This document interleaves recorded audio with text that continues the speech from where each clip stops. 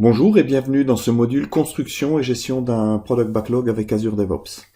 Donc pour nous remettre dans le contexte, nous avons configuré un espace projet dans lequel peuvent travailler deux équipes, donc une équipe front office et une équipe back office pour développer un site web qui s'appelle Talent Agile Website.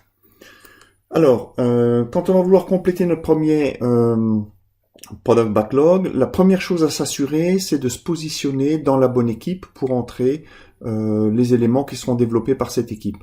Pour cela, par exemple, nous allons commencer par la partie front office, donc je suis bien dans le backlog de l'équipe front office. Ensuite, on va se mettre au niveau épique, donc les éléments de plus haut niveau. Donc je rappelle, sur ce type de hiérarchie, c'est comparable à un livre. Donc l'épique constitue le livre, les features pourraient être comparés au chapitre et les backlog items seraient les différents paragraphes des chapitres. Si jamais vous ne voyez pas l'icône épique ici, vous allez simplement dans les paramètres et vous allez juste cocher le niveau épique. Voilà. Mais comme c'est déjà fait ici, on va pouvoir démarrer directement. Donc là, je vais rentrer la première épique, c'est donc site web Talent Agile. Voilà. Donc ici, j'ai ma première épique. Ensuite, je vais avoir la même chose pour le back-office. Je vais travailler par niveau. Donc là, je vais créer, pareil, je me mets au niveau épique, attention. Et là, je vais créer l'épique site admin Talent Agile. Donc, on est bien d'accord que là, on a une épique dans back-office, une épique dans front-office, et donc dans le programme global, qui s'appelle ici, avec le nom du projet Azure DevOps Workshop Team, je devrais me retrouver avec les deux épiques, ce qui n'est pas le cas. Alors, faut savoir que pour cela, vous devez activer au niveau de la configuration du projet sur la zone des areas.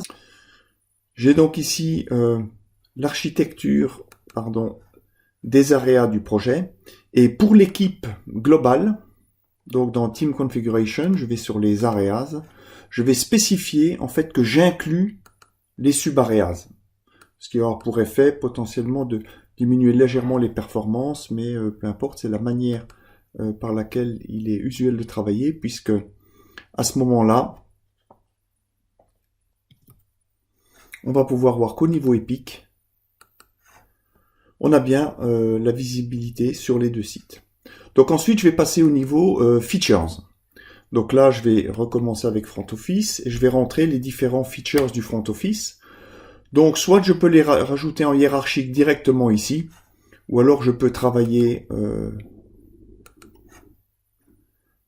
simplement au niveau features et rajouter mes features. Donc là, je vais rajouter consultation du catalogue.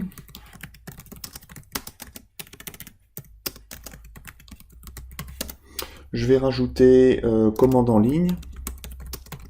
C'est ce qu'un client est censé faire sur un site web e-commerce. Également un module recherche d'articles. Voilà. Maintenant, ce qu'il faut voir, c'est que pour le moment, ces features ne sont pas reliées à l'épique, qui est site web Talent Agile. Alors pour ce faire, on a une fonction très intéressante dans Azure DevOps, qui est la fonction de mapping. Voilà. Et là, je vais pouvoir simplement prendre mes trois features et les mapper sur mon épique site web Talent Agile, ce qui va avoir pour effet, en fait, de me créer ce niveau hiérarchique, voilà, où je vais déplier. Je vais donc faire maintenant la même chose pour le back-office. Donc, je vais au niveau back-office. Et là, maintenant, je vais le faire avec le plus pour que vous voyez l'autre manière de le faire. Donc, là, je vais créer le feature gestion du catalogue pour ajouter et supprimer des articles. Ensuite, je vais rajouter le feature calcul de prix. Donc tout ce qui est moteur de calcul, de remise. Voilà. Et ensuite, je vais rentrer un dernier module qui est gestion de la configuration. Gestion de la facturation, pardon. voyez, pour que pour le moment, les éléments sont mis en brut et pas refinés. Voilà. Et donc là maintenant, si je reviens au niveau équipe globale, voilà, je me retrouve bien avec mes deux épiques. Et là, vous voyez ici, j'ai les petits boutons qui vont me permettre d'étendre ou de réduire mes niveaux. Donc là, on était juste au niveau feature. Et maintenant, ce qu'on va faire, ça va être de rajouter un premier PBI que je vais rajouter dans la recherche d'articles sur le site web Talent Agile. Donc par convention, je travaille toujours dans ma partie front office.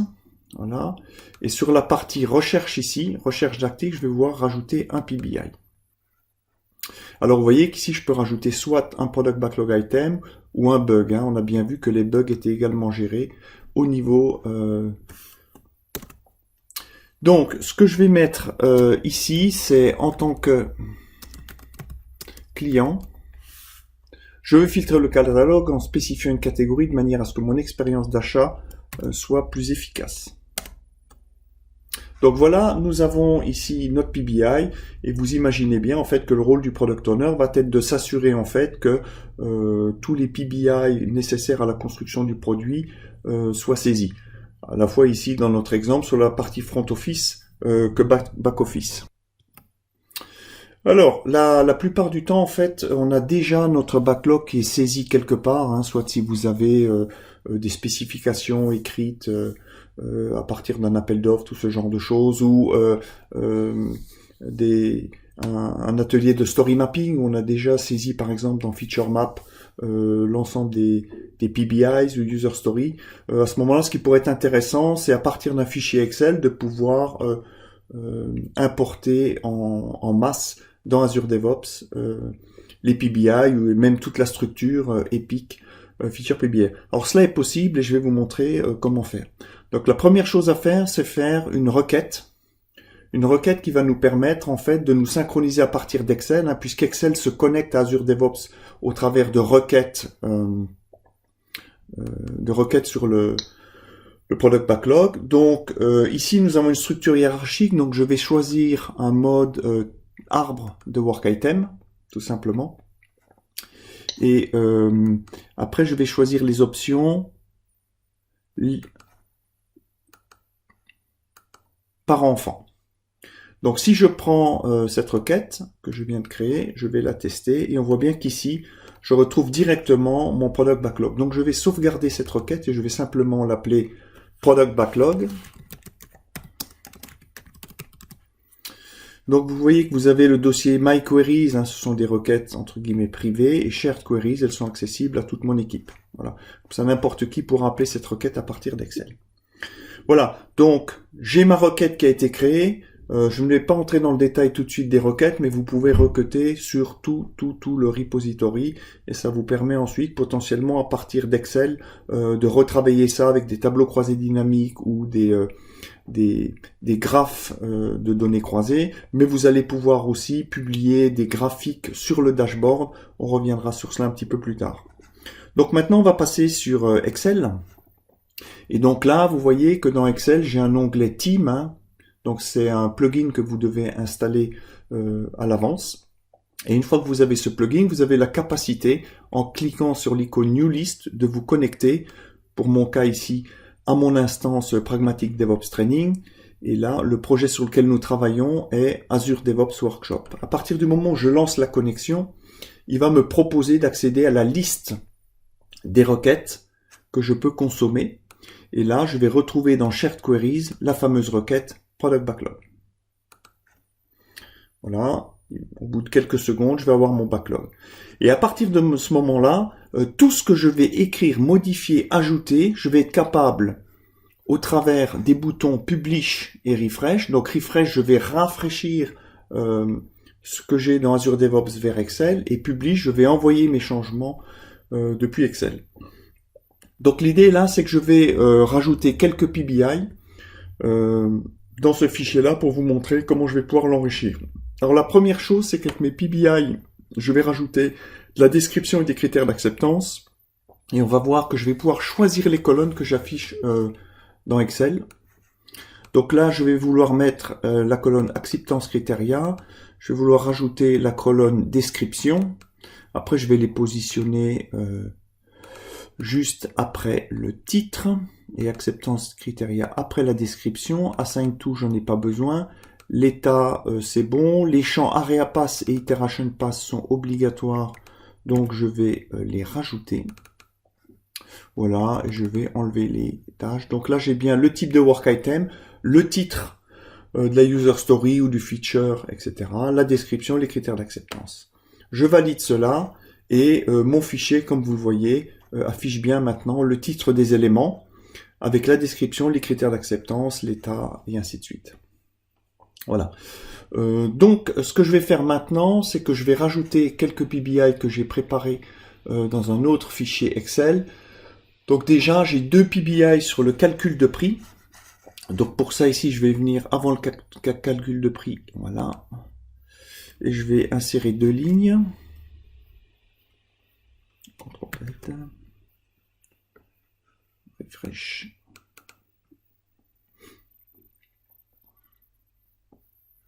Voilà, donc je me mets ici. Bien attention, voilà. Je vais rajouter deux lignes. Voilà, et je vais aller coller mes deux PBI. Et je vais les positionner ici. Voilà. CTRL V.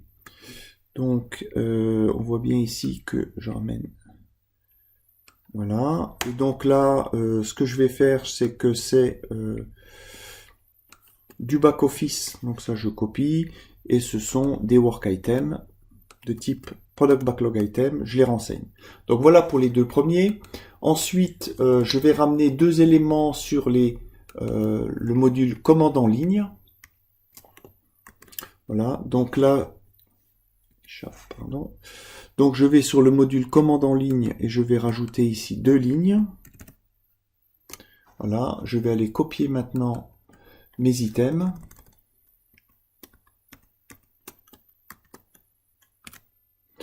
Et là, je vais les coller au bon endroit. Voilà, même chose, je recopie. Donc c'est du front office et ce sont des PBI. Voilà. Ensuite, je vais avoir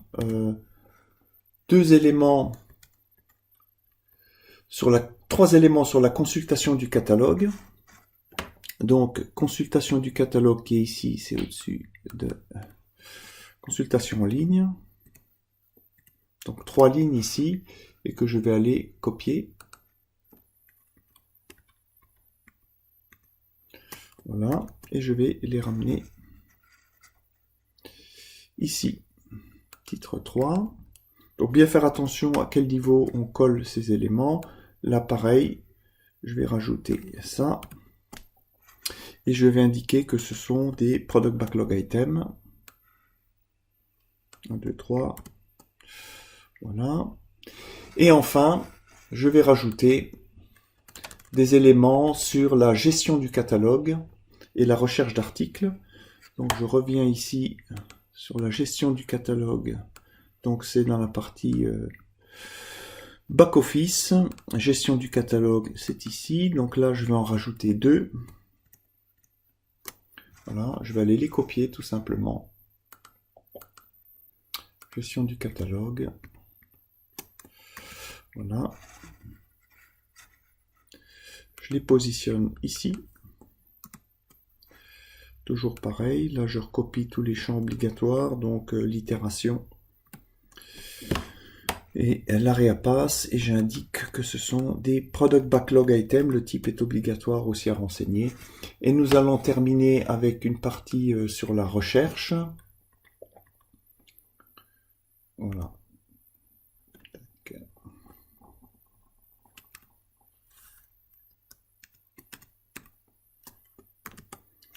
Donc sur la partie recherche,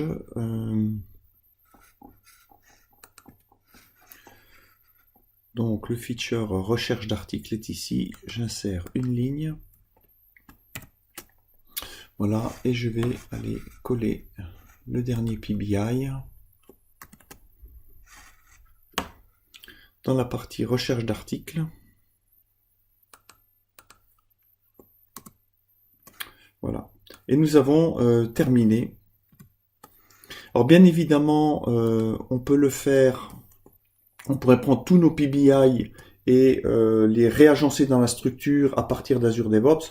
Là, j'ai choisi de le faire directement dans Excel, mais les deux manières sont possibles. Et donc là, je vais publier ici le résultat. Et voilà, vous voyez que tout a été publié. Et donc, ce qu'on va faire directement, c'est aller dans Azure DevOps. Voilà, je vais revenir sur la partie backlog. Je vais me positionner sur l'équipe globale. Voilà. Et on va regarder si on a bien tout récupéré, bien évidemment. Tout est là. Voilà, vous voyez qu'en quelques secondes, quelques minutes, pardon, on a été capable d'injecter à partir d'Excel des PBI dans notre product backlog. Pour terminer ce module, ce que je vous propose de regarder, c'est le concept d'ordonnancement des PBIs, donc de votre backlog, de manière à avoir les priorités, savoir qu'est-ce que l'on va faire dans quel ordre, et également aussi les bonnes pratiques pour refiner, donc raffiner vos product backlog items pour qu'ils soient développables par les équipes de développement. Donc on va prendre par exemple ce PBI sur la recherche. En tant que client, je veux être capable de chercher des articles par catégorie, taille et origine afin de compléter plus rapidement mon panier. Donc on va ouvrir ce PBI. Alors première chose à savoir, vous avez un petit système de double flèche ici, que vous allez retrouver partout sur toutes les zones, qui est très commode, parce que ça vous permet de mettre en plein écran les zones sur lesquelles vous travaillez. Donc ce qu'on voit au départ, c'est qu'on a des champs qu'il va falloir compléter pour donner du sens à ces unités. On a un titre qui doit être clair, concis et donner une claire vision de ce qu'il y a à faire, de la raison d'être de la fonctionnalité. Ensuite, on va avoir une description dans laquelle on va positionner des éléments permettant de décrire la fonctionnalité, puis donner tout renseignement nécessaire, tel que des screenshots par exemple, pour avoir une idée de comment sera conçue l'interface s'il s'agit d'une interface, et également quelques descriptions de contexte technique. Ensuite, on a les critères d'acceptance qui vont nous permettre, en fait, en tant que product owner, de valider que le PBI atteint bien les critères qui sont attendus. Ils vont permettre de définir de manière précise le périmètre, le scope du PBI. Point très très important, les critères d'acceptance doivent être testables. Ce sont vraiment des éléments que l'on va utiliser pour écrire les tests derrière. Ensuite, il y a la valeur business. Donc moi, en tant que product owner, je vais dire que la capacité de rechercher des articles pour pouvoir compléter plus rapidement le panier, c'est du 10, c'est vraiment le maximum. Généralement, on va de 0 à 10. Et ensuite, l'effort, on le verra dans le module du sprint planning. On utilise par exemple une technique telle que le planning poker pour positionner les points d'effort et de complexité. Alors, on voit ici qu'il n'y a rien dans la description. Donc, ce que je vous propose déjà, c'est de simplifier quelque peu le titre, parce qu'on constate en fait que quand on va voir le PBI au niveau de la liste, le fait d'avoir une longue phrase à lire n'est pas forcément ce qu'il y a de mieux. Donc moi, ce que je vais vous proposer ici, c'est de donner un titre plus concis. Voilà, je vais donc le remplacer ici. Voilà. Rechercher des articles par catégorie, taille et origine dans le catalogue. Et on va reporter ensuite dans la description ici le texte. Et je vais par exemple, en tant que product owner, dire que c'est vraiment... Donc vous voyez qu'on a aussi énormément d'éléments ici qui vont nous permettre d'enrichir le texte. Dans la description, je vais simplement vous mettre ici le sens que ça doit avoir. Donc c'est entrer ici la description. Voilà. Voilà, donc ici vous allez expliquer de manière fonctionnelle ce qui est attendu et donner peut-être des éléments techniques si vous avez des outils de recherche spécifiques. Donc c'est surtout mettre en exergue la raison d'être de la fonctionnalité. Alors ensuite, quelque chose qui est intéressant également, c'est que dans la description, je vais pouvoir télécharger des images. Donc là, par exemple ici, je vais télécharger un screenshot de l'écran qui a été produit par mes UX. Voilà. Et donc le développeur va pouvoir avoir une idée de à quoi doit ressembler l'écran et devra en fait le reproduire à l'identique. On va maintenant aller sur les critères d'acceptance. Donc les critères d'acceptance, ce sont généralement des listes qui sont discutées avec l'équipe pour se mettre d'accord sur ce qui est réellement attendu. Donc là, je vais vous en proposer quelques-uns. Alors je vais vous montrer deux méthodes. Donc d'abord, il y a la checklist qui simplement va permettre de tester que ces points sont atteints.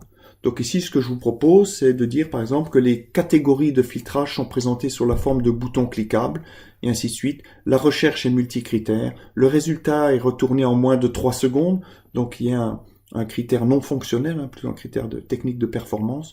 Le look and feel de la page est conforme à la maquette ci-jointe, qu'on voit ci-dessus. La page n'affiche aucun article initialement, c'est-à-dire qu'elle est vide. Donc on peut procéder comme cela. Notez que l'on peut préfixer ça par test que, voilà, pour simplement indiquer que tout ça doit être testé. Ensuite, il y a une autre technique qui s'appelle le Gherkin. Alors, je vais vous montrer quelques exemples qui vont vous permettre en fait, au cas où vos développeurs utilisent des outils comme SpecFlow, Selenium pour automatiser les tests d'IHM, ben, ils pourront simplement copier-coller ces phrases écrites dans ce langage pour pouvoir écrire leurs tests. Donc je vais donner un exemple. Quand je suis sur la page catalogue, quand j'entre tableau dans la zone de recherche, alors l'item tableau blanc 100 x 50 est affiché et l'item tableau blanc 200 x 100 est affiché. Voilà. Donc là, on écrit carrément les cas de tests. Alors ceci pourra être reporté à la fois dans Test Manager que nous présenterons dans un prochain module, ou alors utilisé en Gherkin pour faire de l'automatisation. Voilà. Et là, on a un PBI qui a suffisamment d'éléments pour être développé. Alors, je vous rappelle en fait que les PBI et le concept de User Story sous-jacent est en fait vu comme une promesse de conversation, c'est-à-dire qu'ils ne doivent être en aucun cas extrêmement détaillés. On se base toujours, quand on travaille en Scrum, sur des conversations, des discussions, raison pour laquelle le Product Owner doit toujours rester disponible, parce qu'on met un cadre assez précis de ce qui doit être fait. Maintenant, tout est sujet à discussion avec des experts, des parties prenantes, pour avoir des avis, et ainsi de suite. Maintenant, pour ce qui concerne la partie de l'ordonnancement des PBI, donc pour cela, on se met toujours dans la vue à plat, en liste comme ça, au niveau PBI. Donc là, pareil, je peux me mettre en plein écran. Je peux éventuellement modifier le colonnage. Hein. Vous voyez, par exemple, ici, je n'affiche pas la partie AreaPass que je pourrais vouloir afficher. Donc là, je peux modifier mon affichage et remonter l'AreaPass un petit peu plus haut. Voilà, l'effort. Je n'ai pas la business value. J'ai la value area ici. Je vais rajouter la business value, par exemple. Voilà. Et là, instantanément, ça va me modifier ma vue. Voilà, j'ai tous les éléments dont j'ai besoin. Voilà. Et là, tout simplement, le travail du Product Owner va consister à, par simple clic et glisser, repositionner les PBI dans l'ordre par lesquels il veut que ce soit réalisé. Et ce sera l'objectif après de consommer ce backlog au niveau des sprints, parce qu'on va voir après que quand on affiche l'option planning, on va pouvoir positionner ces différents PBI dans les sprints au niveau des différents sprints et ventiler pour donner un peu un aperçu de ce qui va être fait, ce qui permet de faire la fameuse roadmap et ça permet de ne pas se tromper dans la partie ordre. Alors, un petit point de détail ici, vous voyez que tous nos PBI sont, je vais le ramener ici, au niveau de la RAPAS, ils sont en sprint 1. En fait, pour l'instant, on va considérer qu'on n'a pas fait d'affectation. Donc, on a une fonction qui est assez intéressante. C'est l'édition en masse au niveau du Product Backlog. Ici, je sélectionne tous mes PBI et je vais appeler la commande Edit. Ce qui va me permettre pour l'ensemble des PBI de modifier, par exemple, le champ Sprint, Iteration Pass, pour dire, pour l'instant, je mets ça dans aucun sprint. Tout est au niveau MVP. Et vous allez voir qu'en une fois, en fait, il m'a corrigé. Donc ça, vous pouvez le faire pour tous les critères communs. C'est le système de modification en masse. Donc voilà ce que l'on a vu dans ce module, c'est bien comment rentrer une structure hiérarchique dans un product backlog, avoir la ségrégation au niveau équipe, en rentrant correctement pour les différentes équipes les product backlog. On a vu qu'on pouvait descendre jusqu'à la maille product backlog item, avec aussi la capacité d'interagir avec un fichier Excel.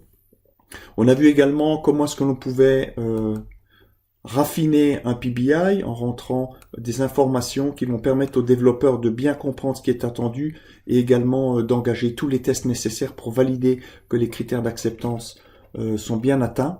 On a vu aussi qu'on pouvait, en se positionnant dans la vue backlog, procéder en fait à la priorisation ou l'ordonnancement plutôt de son product backlog pour pouvoir après les présenter dans un bon ordre pour le sprint. Voilà, merci de votre attention et puis je vous dis à très bientôt pour le prochain module qui va être le sprint planning et ensuite nous ferons le module des tests.